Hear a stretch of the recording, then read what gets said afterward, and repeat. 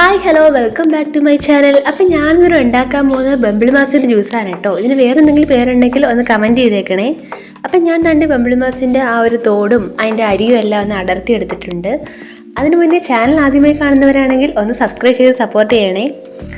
അപ്പം ഞാൻ ഇതെല്ലാം ഒരു മിക്സിയുടെ ജാറിലേക്ക് ഇട്ട് കൊടുക്കുന്നുണ്ട്.